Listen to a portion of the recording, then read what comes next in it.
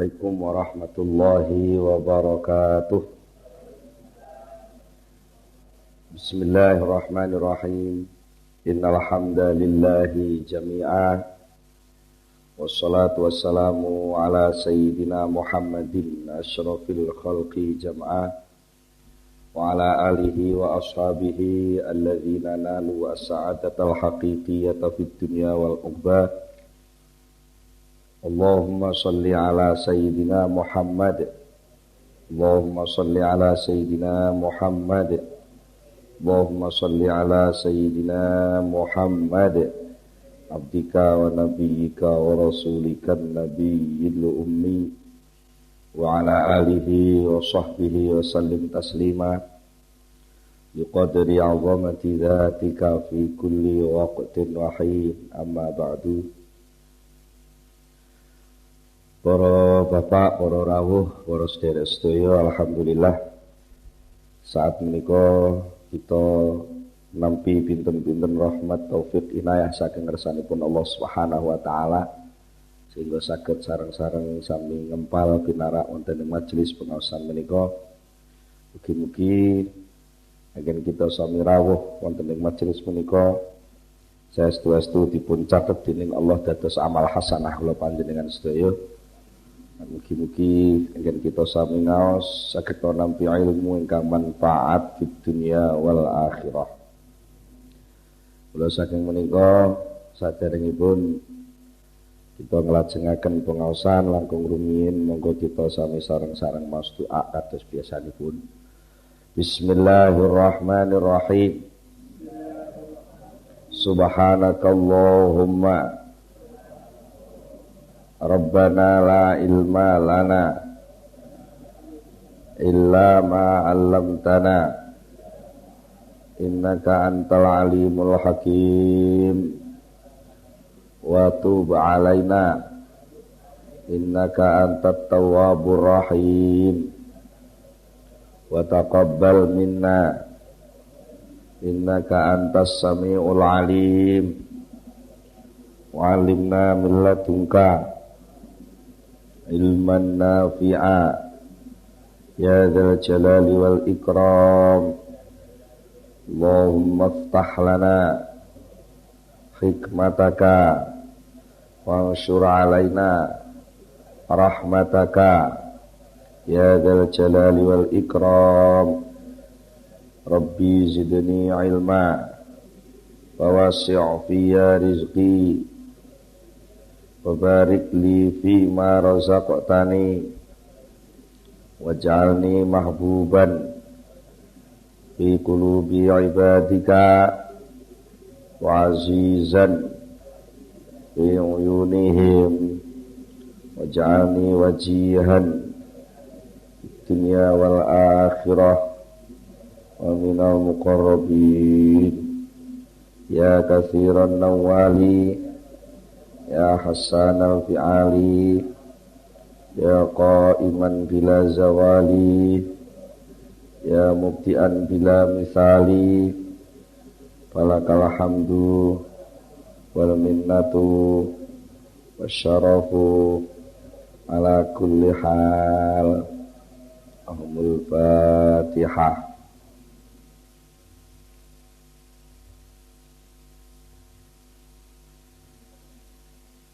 Bismillahirrahmanirrahim. Para bapak, para rawuh, wonten ing pengaosan ingkang sampun kita bicara masalah ijtihad. Ijtihad lan masalah madmun, masalah taksir, masalah al-basirah. Ijtihad menika mengerahkan seluruh kemampuan lahir batin untuk mencapai sesuatu yang dicita-citakan. Tapi nalika ijtihad itu untuk sesuatu yang jelas-jelas itu dijamin oleh Allah, sebenarnya itu ada kesia-siaan. Ada kesia-siaan. Sia-sia perkara yang sudah dijamin oleh Allah itu pasti jadinya. Cuma yang jadi soal mana yang nanti pasti jadi. Artinya faktor apa yang menyebabkan itu jadi rahasia Allah. Sehingga kita harus yakin bahwa di luar yang kita tahu itu masih banyak tahunya Allah yang kita tidak tahu. Kalau informasinya Al-Qur'an dawahaken a'udzubillahi minasyaitonirrajim bismillahirrahmanirrahim wa ma utitum minal ilmi illa qalila. Wa ma utitum lan ora diparingi sira kabeh minal ilmi saking ilmu illa qalilan kejaba diparingi mung setitik. Mung sak tetes. Mung sak tetes dari lautan ilmunya Allah. Bandingno lautan sak tetes. Ibaratnya yo sak canggih-canggih, sak lengkap-lengkape file komputer itu menerima data. Itu pun tidak akan bisa seluruh data masuk di komputer itu. Akal kita yang menerima data, sejak mengumpulkan data sejak kecil sampai tua begini, itu banyak sekali data yang kita terima. Data-data baik itu nanti sing liwat indra, liwat rasa, liwat karsa, bahkan mungkin liwat pertalian antara satu data dengan data yang lain, keluar data baru. Itu seluruhnya pemicu awal dasar-dasar kita untuk berijtihad, bekerja keras untuk meraih sesuatu. Nah, tapi wonten perkara-perkara sing kalih Allah Ta'ala pun di napa istilahnya pun dijamin melalui dawuh-dawuh Al-Qur'an, Al-Hadis, lewat ayat-ayat Al-Qur'an, lewat dawuh-dawuh Rasulullah bahwa ada wa'ad, ada janji dari Allah. Umpamanya seperti janjinya Allah menerima seluruh doa. Allah merintahkan a'udzubillahi minasyaitonirrajim bismillahirrahmanirrahim ud'uni astajib lakum. Ud'u donga sira kabeh. Padha ndonga sira kabeh ni ing ingsun astajib mongko mesti nyembadani sapa ingsun lakum kedue sira kabeh. Itu namanya ada jaminan. Ada jaminan siapapun yang berdoa dijamin oleh Allah pasti disembadani. Disembadani itu cara Indonesianya apa disembadani? Diselenggarakan itu oleh Allah. Nah ini apa ya? Janji, jaminan dari Allah ini sebenarnya sudah pasti, sudah pasti. Nah kita lupa, sering-sering itu lupa, karena kita punya permohonan, Lalu kita lupa berdasarkan dari permohonan itu, lalu kita semacam ada memaksa kepada Allah supaya nuruti kehendak kita melalui permohonan itu. Padahal jelas-jelas itu perintah. Yang namanya perintah itu harus dilaksanakan. Udungo siro itu maknanya berdoalah kamu. Artinya ada pekerjaan doa. Ada yang diperintah berdoa. Yang diperintah adalah kamu.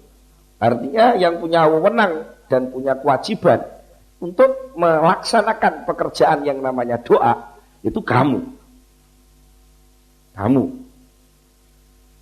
Lalu Allah mengatakan astajib, pasti aku terima, pasti aku kabulkan, pasti aku jawab doamu itu. Nah, pekerjaan mengabulkan itu pekerjaan Allah. Pekerjaan mengabulkan itu pekerjaan Allah. Ada pekerjaan mengabulkan, siapa pelakunya? Allah. Ada pekerjaan doa, siapa pelakunya? Manusia. Nah, ini kadang-kadang kita salah tempat. Kita yang berdoa mengoreksi, meneliti sedemikian rupa, kapan Allah akan memberi? Nah itu, padahal pekerjaan memberi itu pekerjaannya Allah. Kita jangan ikut-ikut ngoreksi. Kewajibanmu, tulis proposal sebaik-baiknya, lengkapi itu semua data, masukkan ke sana. Itu pekerjaan kamu. Soal yang meng-ACC proposal itu bukan urusan kamu, itu urusannya yang bagian ngabul. Nah, kalau kita ikut-ikut gitu, melok-melok ungkrah-ungkrah, bahkan mungkin melok-melok lobby staf-staf yang di sana ikut menentukan kebijakan, harus diterima. Nah, itu, lah kok sing jenenge kuwasa itu mana? Nah, maka di sini ada ungkapan dari Syekh Ibnu Athaillah, olehmu temenan bersungguh-sungguh getu wong Jawa ngarani. Getu temenan nguber sesuatu yang sudah dijamin oleh Allah, sementara kamu sembrono. Sembrono itu pepeko, orang kuno ngarani pepeko, sembrono, taksir. Bahasa Arab taksir itu nganggep cukup setitik ae. Alah ngene wis cukup. Salat iku ukur-ukure lak wis. Jadi sesuatu sing dituliba, sesuatu yang dituntut harus kamu lakukan, tidak kamu lakukan sebaik-baiknya. Karena itu namanya taksir. Jadi kamu dalam hal sesuatu sing dijamin Allah, ternyata kamu ikut ngurus-ngurus. Sementara tugas yang diperintahkan Allah kepada kamu, mbok lirwakne, mbok sembranakne, enggak patek mbok urus. Nah, suasana yang kayak gini ini itu bisa menyebabkan dalilun ala intimasil basirah minka. Itu sebagai pertanda bahwa kamu sudah kena penyakit. Penyakit apa itu? Penyakit buta mata hati.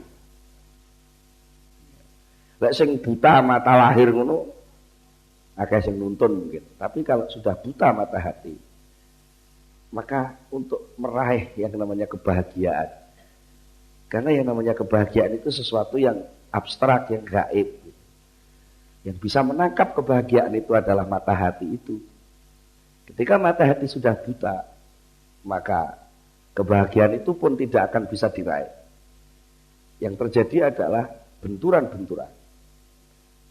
Karena apa? Tidak tahu mana yang harus saya jalankan dan mana yang mestinya harus saya serahkan kepada Allah. Nah, perkara sing mesti dijamin karo Allah, ya kita nggak perlu ngurus.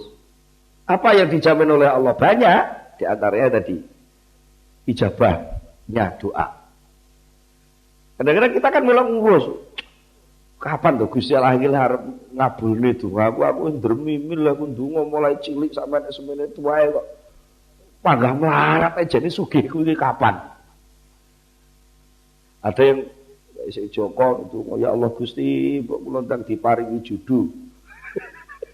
Wis ndonga sampai wiridan tasbih muter seser kaya puteran kaya kitiran ya.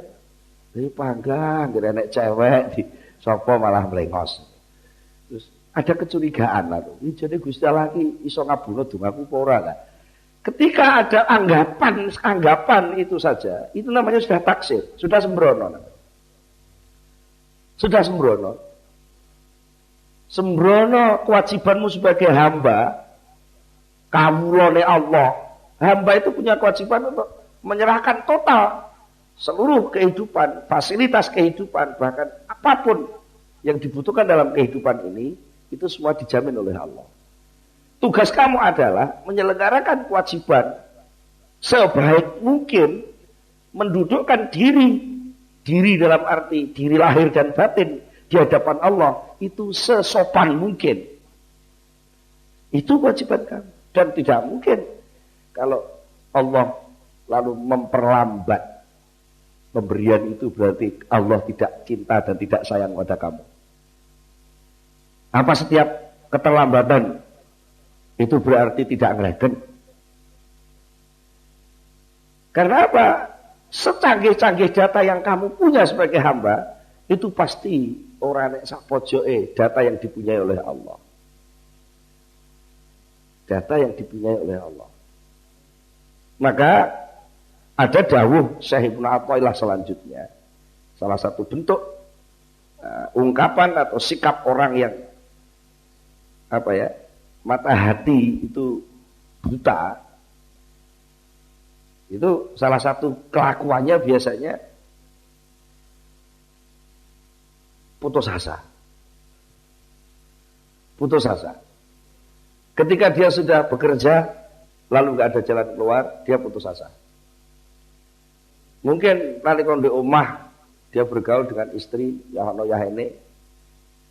Mungkin ya wis diomongi reno bojo bakal ndablek kae. Ya sudah berusaha untuk ngatur yang bojo iki apik, manut.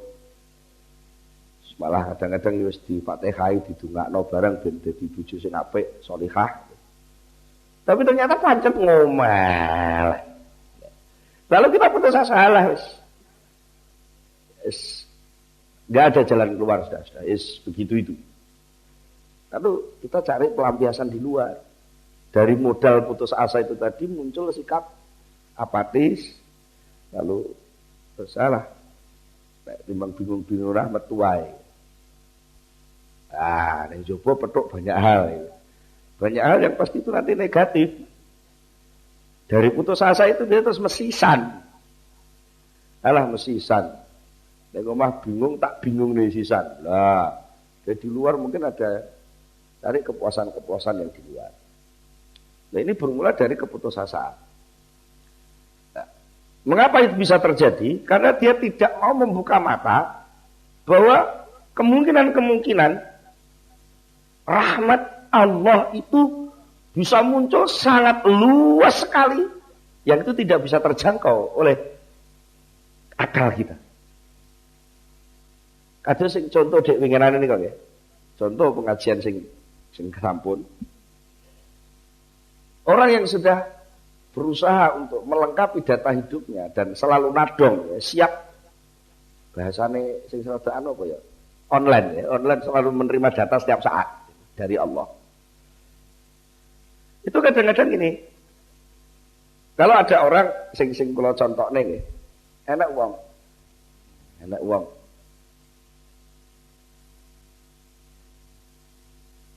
Nandur, sing contoh dek wingi ini kan nandur gitu. Nanem sudah dirabuk, diusahakan sebagian rupa, dia nanem.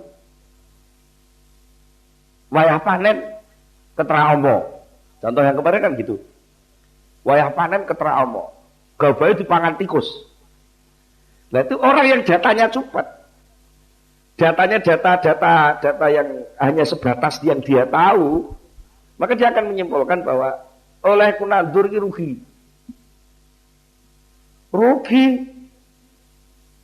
Tapi wis kangelan bayari wong matun, bayari wong tandur, bayari rabuk, bayari traktor, bayari disele nggo ngelep. Ternyata bangsa panen dipangan tikus, rugi. Karena apa? Dia menghitung bahwa seluruh biaya penyelenggaraan pertanian itu milik saya dan itu saya investkan ke sana. Ketika tumbuh itu semua direbut oleh tikus, maka saya nggak uman kan gitu.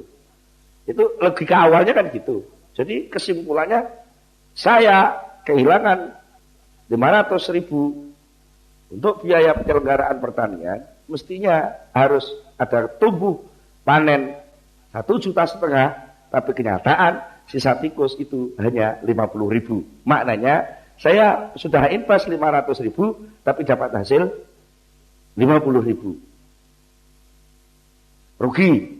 Hitungan nominal rugi. Tapi Allah punya rahmat itu tidak hanya dibatasi oleh nominal.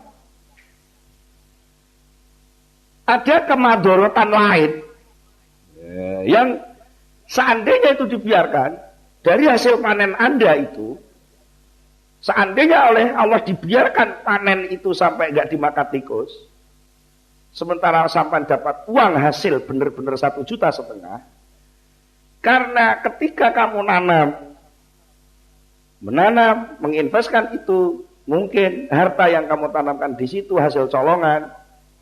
Mungkin ketika kamu nanam itu ada kemarahan karena waktu krisis. Sehingga beralih profesi jadi petani itu sambil marah. Gitu. Hawa kemarahan ini akan terserap oleh tumbuhan yang namanya padi itu. Yang itu tidak kita masukkan data. Sehingga ketika panen nanti, gabah yang mungkin kalau kamu jual 1,5 juta, itu kalau dimakan anak cucumu, nanti hawa marah, hawa godop, hawa ngamuk itu akan menumbuhkan akhlak yang akan merigukan kehidupanmu lebih parah lagi. Mungkin kerugiannya bisa 1,5 miliar.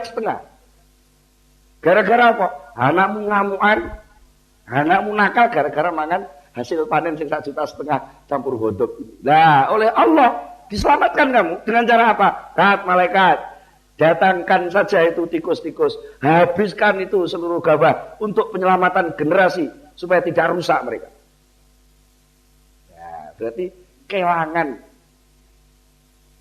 berapa itu? 450.000, ya kan? Dia invest 500.000, oleh panenan 50.000, berarti kan kehilangan nominal uang 450.000, tapi bisa menyelamatkan kerugian yang lebih besar. Upama kuwi dinominalkan mungkin iso 1,5 triliun, mungkin iso 1,5 miliar, mungkin iso 15 juta. Kerusakan manusia itu luar biasa kok. Nah, terus ada pertanyaan, apa benar suatu tanaman yang dilakukan dengan cara godop atau mungkin modal yang campur nyolong dan macam-macam itu bisa berpengaruh? Loh, kok nggak bisa gimana? Sama-sama kopi yang membuat sambil merengut. Tahu merengut ya? Merengut itu besengut. Besengut itu mecucu. Cemberut. Enek wong wedok di omah ketekan bojo. Itu ada sikap, alah penggawean tok iki. Pokoke wong lanang teko iki kaya mulai. Urung-urung iki wis ngono.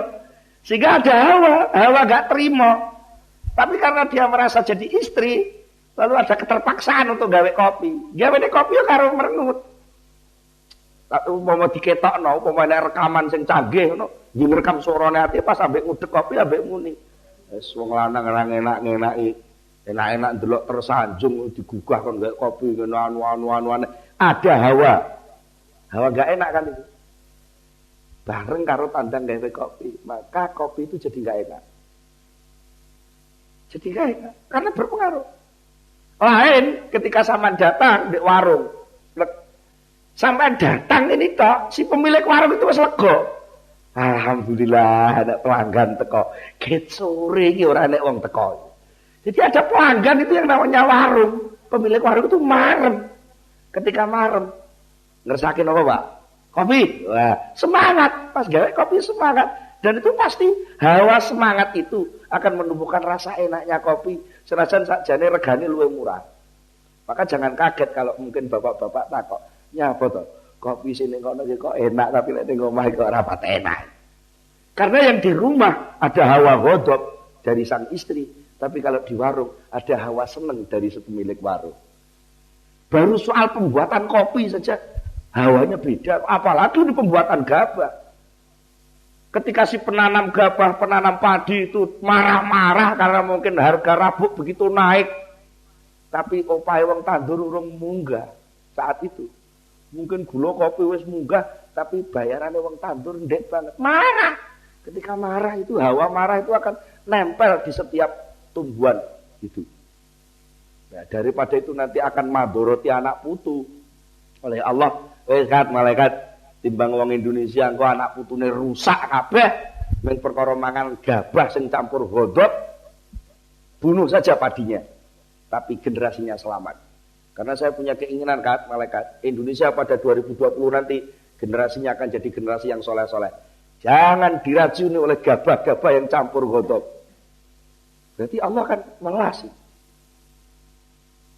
Nah, pemahaman kayak gini ini adalah harus melengkapi data tadi, data kasih sayang Allah, data rahmat Allah, yang itu hanya bisa muncul ketika kita melek hatinya, melek imannya, yakin bahwa Allah pengasih, Allah penyayang.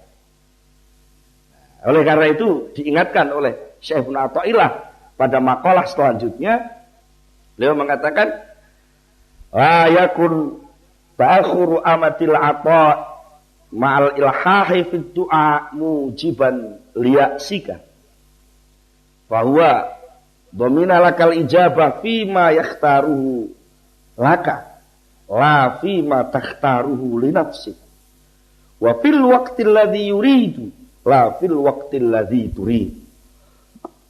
La yakun aja ana apa ta'khuru amatil atai mundure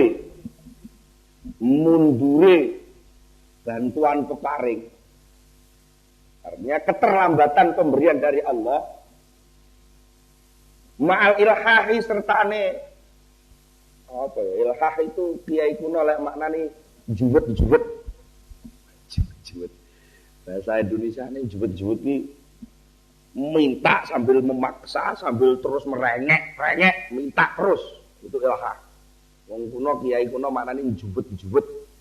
Oh nek wong Blora Jawa Tengah gareng ganteng. Cara ngene lho, Pak. Ngeringi ya. Zaman duwe anak esuk-esuk, Pak, zaman tukone sepatu, Pak. Cek repot, bapak ora duwe njaluk ndak, Pak, sepatu, Pak. Sampai sore ku sing dionekne kuwi tok. Pak, sepatu, Pak, itu gareng ganteng. Walaupun doamu sudah ngeringi terus-menerus, tapi pemberian Allah itu enggak datang-datang, terlambat. Malil haji serta ning juwet doa yang dalam donga aja ana iku mujiban mengakibatkan memunculkan liak si kamaring putus asa sira. Jangan sekali-kali keterlambatan pemberian Allah padahal kamu sudah berdoa sampai jengking-jengking dungane, tapi tetap pemberian dari Allah itu enggak datang-datang. Jangan sekali-kali itu memunculkan keputusasaanmu. Karena apa? Karena bahwa dominalakal ijabah. Karena Allah telah menjamin ijabah. Allah sudah menjamin sapa sing donga tak sembadani. Ud'uni astajib lakum, donga tak sembadani. Sudah kayak gitu kok. Allah yang maha pengasih, Allah yang maha penyayang, Allah yang maha pemberi, Allah yang maha kaya.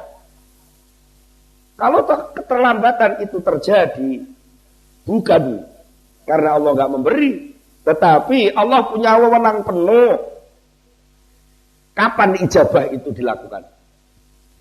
Allah telah menjamin ijabah terhadap apa yang dipilih oleh Allah sendiri untuk kamu, bukan apa yang kamu pilih untuk diri. Mungkin kamu mintanya uang 5 juta, Allah tidak memberi uang 5 juta, tapi memberi kesehatan. Yang kesehatan itu harganya lebih mahal. Nah, ini. Wa fil waqti, dan Allah memilih waktu alladzi yurid. Waktu yang dikehendaki Allah, la fil waqti alladzi yurid, bukan waktu yang kamu kehendaki. Karena apa? Ya karena yang berkuasa sana kok.